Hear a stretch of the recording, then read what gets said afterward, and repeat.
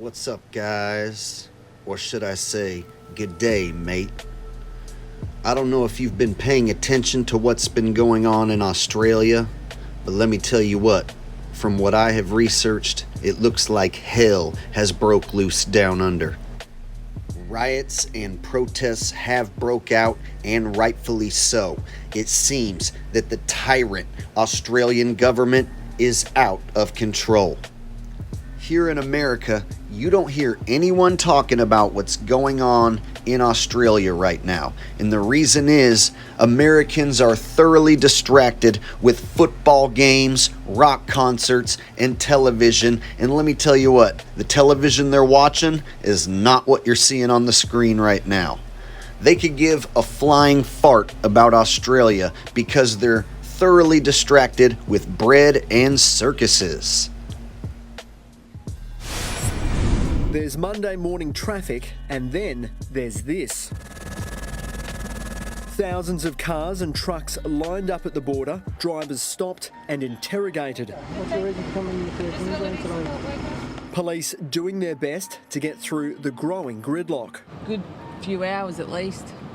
Already late for my appointment. Ridiculous. I feel like I'm in Russia. Drivers only allowed to cross for essential work or essential travel. If saving lives is well worth it, that's one hell of a wait. Now make no mistake about it, folks, that is a VAXX checkpoint, and they are limiting your travel, restricting your travel if you do not meet their checkpoint requirements. So what might be their checkpoint requirements? Oh, I don't know, maybe proof of getting the jab. I warned you guys that this was coming. It's coming to America. It's coming to wherever you live.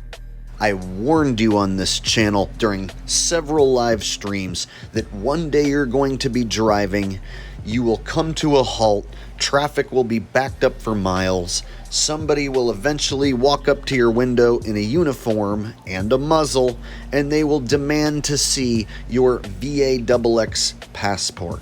You won't be able to turn around, and they will insist that you either take the jab on the spot, or they can take you away to a very special camp for an indefinite amount of time.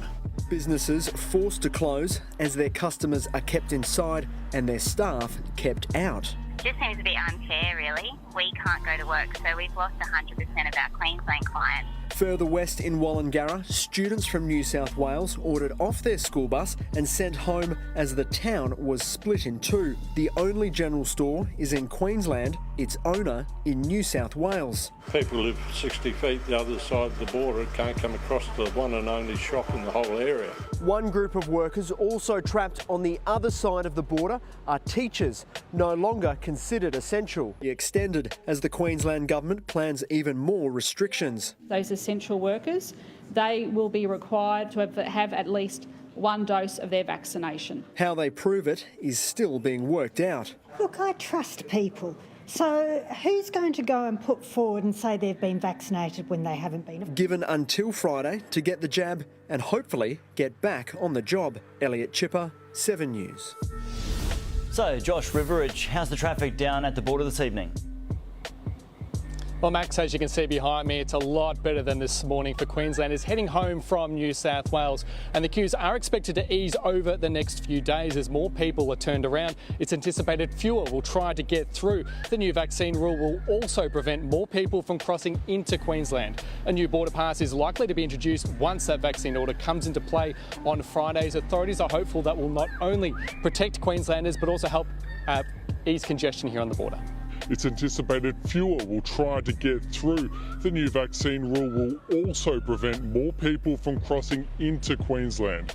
A new border pass is likely to be introduced once that vaccine order comes into play. They came from both sides of the border and met on the state line. The protest began peacefully, upset citizens with genuine concerns. I can't go over there to get my cancer treatment. Just to make a stand for people that don't have the option to obviously go to work. But as crowd numbers rose quickly, anger and aggression also escalated. Police from both states made several arrests, but they were clearly outnumbered, some officers even targeted. It's very disappointing that we have members of the public target individual officers or target groups. Like I said, we were there to try and facilitate their protest and assist them in trying to do it safely. New South Wales is in lockdown, but with no confirmed cases in the Tweed yet. The group felt they had a point to prove. New South Wales is in lockdown, but with no confirmed cases in the Tweed yet. No confirmed cases in the Tweed yet. Marching from New South Wales into Queensland, led by a man on a horse. Go across the border! Cross over! They cannot arrest all of us! They were armed with signs and fuelled by frustration. There was little concern shown for the virus potentially spreading. Very few people were wearing masks. Protests such as this do place all members of the community at risk. As we've seen in other jurisdictions, it only takes one person to actually spread this virus. While there are many reasons protesters have gathered here today, it was initially organised because of frustration over the border closures and new vaccine rule to enter the state. I think it's wrong. It should be illegal. It shouldn't happen. It took police 2.5 hours, but negotiators succeeded. The group eventually dispersing, not before ensuring their voices were heard.